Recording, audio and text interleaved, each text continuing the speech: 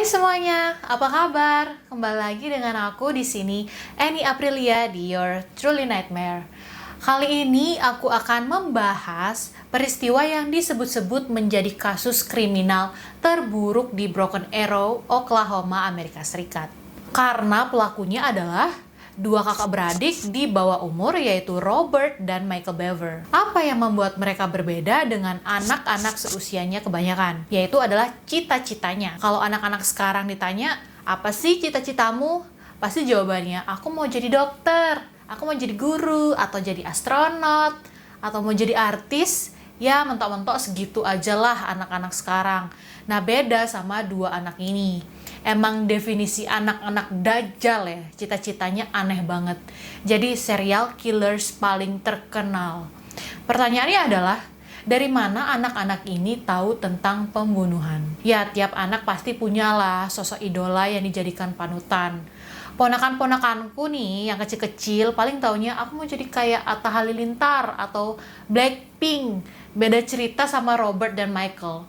Ya nggak mungkin Atta juga sih, tapi mereka ini malah mengidolakan Ted Bundy atau Randy Ramirez dan tokoh-tokoh serial killers lainnya. Kalau kalian nggak tahu siapa mereka, mungkin lain kali aku mau bahasin. Jadi komen di bawah ya kalau kalian tertarik. Nah, sebelum cus ke kronologinya, subscribe dulu dong channelnya dan nyalain lonceng notifikasinya biar nggak ketinggalan video terbaru dari aku.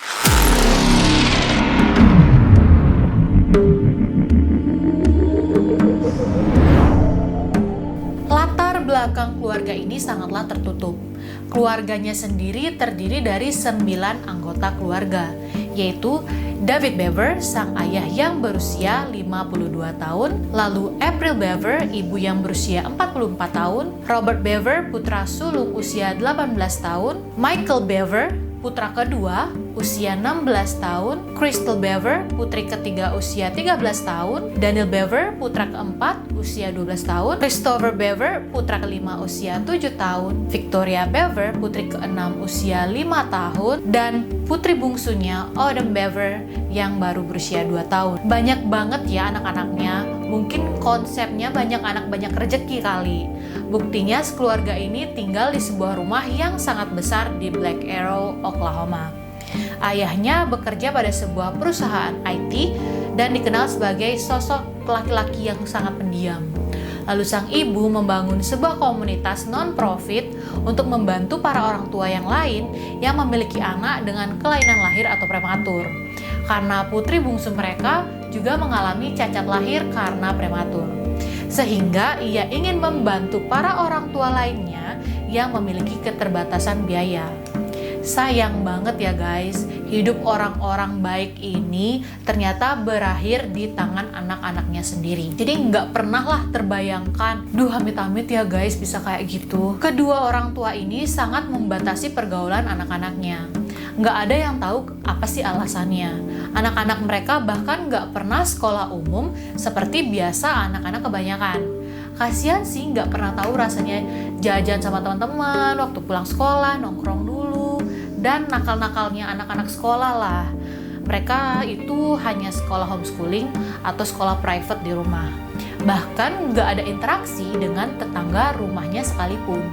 Lifestyle yang seperti ini membuat nggak banyak yang tahu tentang apa yang terjadi dalam keluarganya itu. Walaupun tertutup, tapi keluarga ini tergolong membebaskan akses internet pada anak-anaknya. Jadi teman main mereka ya komputer. Cara mereka melihat dunia ya cuma dari internet. Karena kesibukan orang tua dan keterbatasan pergaulan dengan anak-anak seusia mereka, disinilah dimulai keinginan-keinginan menyimpang itu. Jadi browsernya anak-anak itu apa sih guys kalau lagi buka Google gitu? Kalau cowok biasanya kan paling Star Wars, Doraemon, Mobile Legends, atau sejenisnya lah. Kalau Robert, tipe anak yang lebih suka membaca. Tapi baca blog-blog menyangkut dengan kasus-kasus pembunuhan massal, penembakan, atau penyerangan, dan sejenisnya. FYI guys, aku juga suka baca atau nonton kasus-kasus serial killers. Tapi bukan berarti nih, aku tuh mau jadi kayak mereka. Dan amit-amit sih kalau bisa ya, sukanya karena untuk konten sih. Jadi Robert malah terinspirasi dan menghasut adiknya Michael untuk ikut jejaknya. Pada 22 Juli 2015, di malam hari, di saat keluarga Bever ini sudah tertidur lelap, Robert dan Michael Bever berkumpul di kamarnya. Jadi rencana udah disiapin mateng-mateng lah, tertulis pada sebuah lembar kertas yang disembunyikan di bawah ranjang. Mereka bahkan udah order senjata, peluru, bahkan body armor di internet dan harusnya tiba pada 23 Juli. Maka dari itu, malam itu adalah hari yang tepat untuk mereka memusnahkan satu keluarganya agar nggak ada yang tahu kedatangan paket itu. Mereka malam itu udah nyiapin pisau dan panahan agar bisa menikam mereka tanpa ada suara sama sekali. Michael pertama menuju ruang keluarga menemui Crystal dan mengajaknya ke kamar untuk melihat sesuatu di komputernya. Crystal yang nggak tahu apa-apa, nggak ada rasa curiga, yang ngikut aja. Waktu lagi bengong ke arah komputer, dengan sigap Robert lalu melayangkan pisau ke leher Crystal. Dikiranya gampang kali ya bunuh orang. Yang mereka bayangin sebelumnya adalah Crystal langsung mati di tempat. Tapi kenyataannya ia masih sempat untuk berteriak sehingga membangunkan ibunya yang lagi tertidur. Lagi-lagi pisau dilayangkan ke lengan dan perutnya Crystal. Crystal lalu berusaha melarikan diri keluar rumah. Karena udah lemah, ya udah Crystal pingsan di jalanan. April, si ibu yang terbangun, berteriak ke arah dapur meminta siapapun untuk menelpon polisi. Sayangnya Robert udah siaga di sana, lalu mendorongnya ke meja, lalu melayangkan pisau yang sama ke leher ibunya. Di lain sisi, Michael mengejar Crystal keluar rumah dan nyeret badannya kembali ke dalam rumah. Diletakkanlah badan itu di belakang pintu, lalu mengunci pintu itu dari dalam. Christopher dan Victoria mengunci diri di kamar mandi karena mereka ketakutan banget lah waktu itu. Michael lalu mendatanginya, mengetuk pintu, dan berpura-pura kalau ia juga mau sembunyi dari Robert. Christopher ya kasihan dan bukain pintu kamar mandi dan biarin Michael masuk. Tapi setelahnya bisa ditebak apa yang terjadi? Yap, pisau dilayangkan ke keduanya sampai mati di tempat. Daniel juga mengurung dirinya di ruang kerja ayahnya, yang mana tepat bersebelahan dengan kamar mandi. Ia juga turut membawa handphone Michael dan menelpon 911 saat itu. Broken Arrow 911. Hello? Hello. Hi, where are you at? Broken Arrow, Oklahoma 7411. What address? 709 Magnolia Court. Okay. Are you the only one there? No, my brother's attacking my family.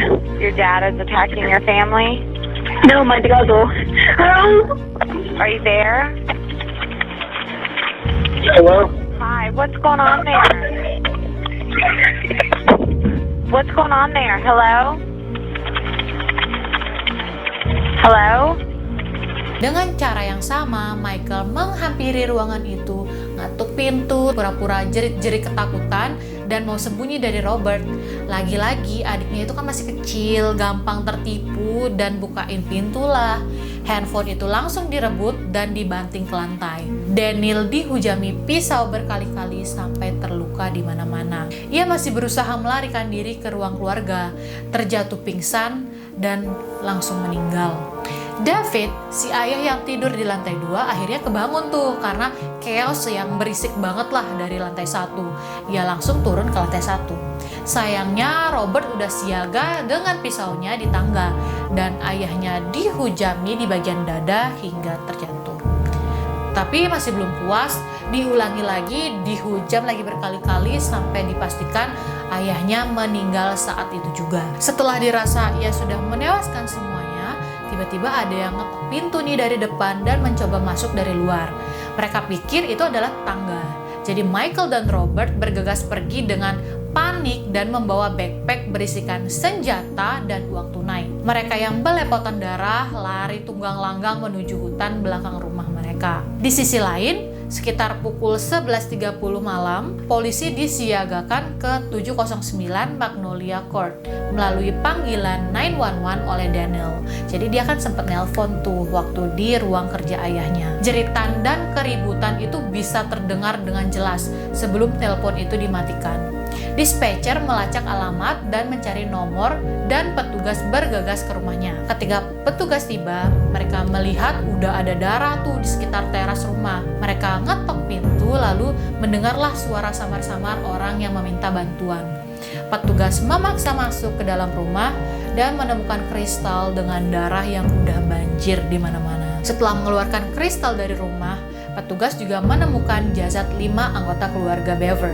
Ada Daniel dan David ditemukan tewas di lantai atas, lalu Christopher dan Victoria ditemukan di kamar mandi, dan mayat April ditemukan di dekat sofa di ruang tamu di lantai 1. Jadi masing-masing dengan banyak luka-luka akibat pisau dan kapak. Betapa kagetnya anak berusia 2 tahun si Odom ditemukan baik-baik saja sendirian lagi di kamar di ruang atas. Robert dan Michael, keduanya lagi berlumuran darah, ditemukan di hutan di belakang rumah oleh polisi. Crystal Bever, anak yang pertama kali ditemukan, selamat dari pembunuhan brutal itu. Ia mengidentifikasi kedua kakaknya lah yang melakukan penyerangan itu. Ia bersaksi bahwa mereka memintanya ke kamar tidur sebelum menyerangnya. Robert Bever mengaku atas semua tuduhan itu.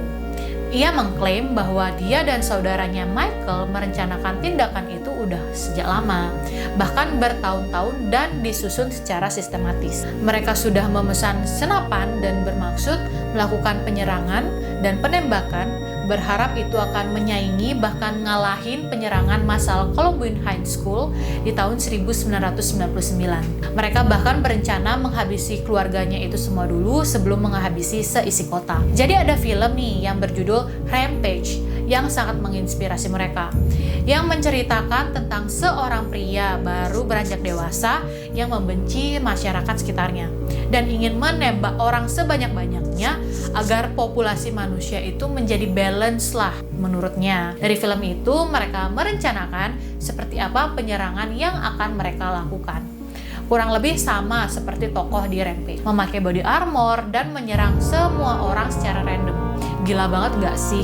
Niat mereka selanjutnya adalah memotong kepala adik perempuan mereka, Odom, yang baru berusia 2 tahun dengan kapak. Syukurnya waktu itu polisi udah datang di waktu yang sangat tepat. Akhirnya niat itu diakhiri karena Robert dan Michael udah keburu kabur. Dia kemudian mengaku bahwa dia dan Michael sebenarnya berencana untuk memotong-motong tubuh keluarga mereka, menyimpannya di peti dan menyembunyikannya di loteng rumah mereka. Like, what? Bagaimana sih kamu itu loh yang manusia bisa berpikiran kayak gitu? Dia juga nyata ini bahwa mereka berencana untuk mencuri mobil, menembak, dan membunuh 5 orang secara random, masing-masing di beberapa lokasi. Ke lokasi ini 5 orang, ke lokasi ini 5 orang. Jadi setidaknya ada 50 orang. Dan pergi keluar Oklahoma dan berharap hingga ada 500 orang bahkan lebih.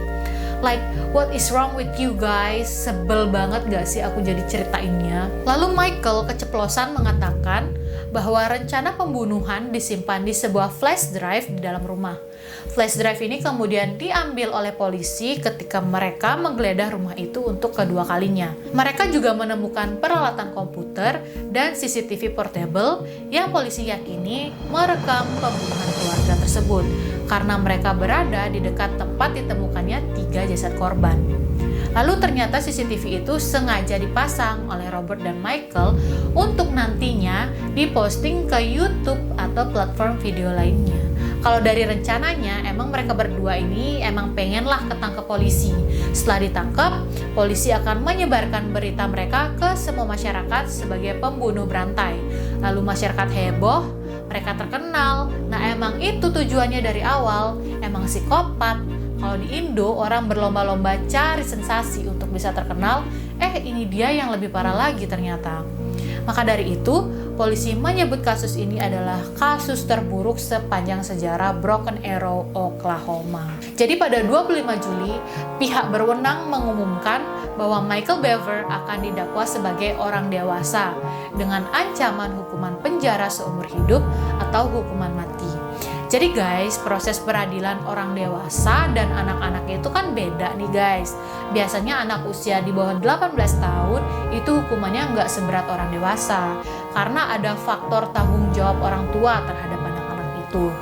Jadi dalam kata lain, kalau anak melakukan tindakan kriminal, ada faktor kelalaian orang tua dalam mendidik dan mengawasi anak. Berbeda sama orang dewasa, mereka udah bertanggung jawab atas dirinya sendiri. Jadi jika mereka melakukan tindak kriminal, diyakini kalau mereka sudah tahu dan paham betul apa yang mereka lakukan. Jadi Michael saat itu baru berusia 16 tahun guys. Jadi jaksa menyatakan bahwa Michael Bever akan dibebaskan dari hukuman mati karena dia berusia di bawah 18 tahun pada saat penyerangan. Kenapa Michael akan ditindak sebagai orang dewasa padahal ia masih di bawah umur? Itu karena tindakan kejahatan yang ia lakukan sudah termasuk familisida atau penyerangan anggota keluarga dan sudah merencanakan akan melakukan genosida, yang mana ini termasuk tindak kejahatan paling berat di antara semua tindak kejahatan. Jadi pengacara Bever menentang keputusan itu, yang mana akan mengadili Michael sebagai orang dewasa, di mana menyatakan bahwa kliennya itu akan mati di penjara, dan itu sama aja dengan hukuman mati. Dia juga mencoba berargumen bahwa harusnya mereka direhabilitasi daripada di penjara.